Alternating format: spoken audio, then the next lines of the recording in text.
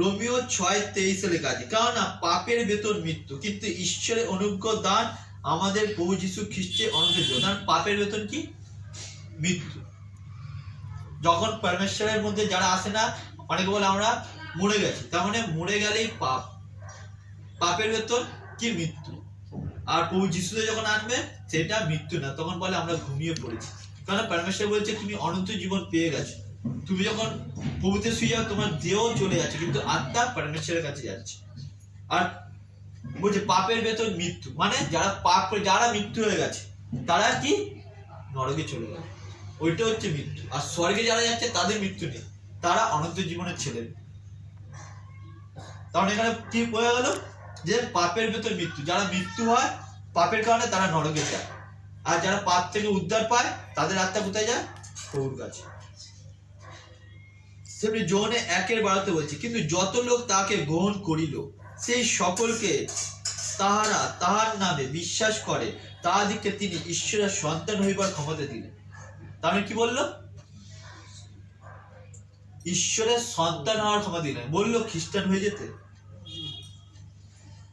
যে চার্চে যদি বলে খ্রিস্টান হয়ে যাও, এই যাও, সেই চার্চে যাবেন না, ওখান থেকে পালিয়ে যাবে।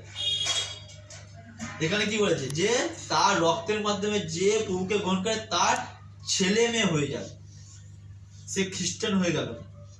খ্রিস্টান মানে একটা নাম, যিশু খ্রিস্ট, তার মানে খ্রিস্টান, তার মানে তার লেখা আছে খ্রিস্টান নামের কথা অর্থ কি?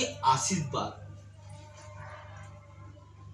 অনেকা চাই যদি বলে তুমি চলে আসো এতে, বলে না, প্রভু কোনো ধর্মের জন্য আসে, প্রভু আমাকে এনেছে অনন্ত জীবনের জন্য। অনেক বিশ্বাসী আছে রোগ বিষয়ে পড়ে আছে, অনেকে নেশা করছে তাতে পড়ে আছে, তারা কি খ্রিস্টান? প্রভুর আশীর্বাদ পাচ্ছে? প্রভুতে এসো আশীর্বাদ পাচ্ছে।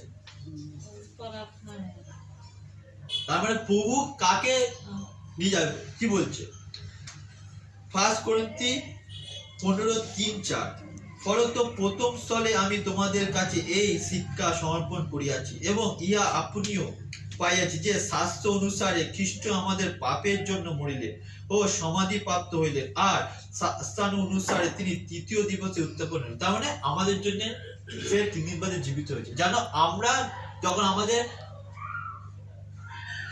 ঘুমিয়ে যাচ্ছে, মরে যাচ্ছে, আমরা মরছি না। যেমনি জিসাস আমাদের জন্য মরে 3 দিন বাদে, সেমনি আমরা যখন মরে যাব তখন আমরা 3 দিন বাদে জীবিত হয়ে গেছি মনে হবে। তার মানে আমরা হয়ে গেছি। প্রভু ওই জন্যই দেখে যে আমি যখন মরেছি 3 দিন বাদে, আমার সন্তানরা যখন শুয়ে পড়বে সে মরবে না, সে জীবিত থাকবে। তার মানে আমরা জীবিতই থাকবো।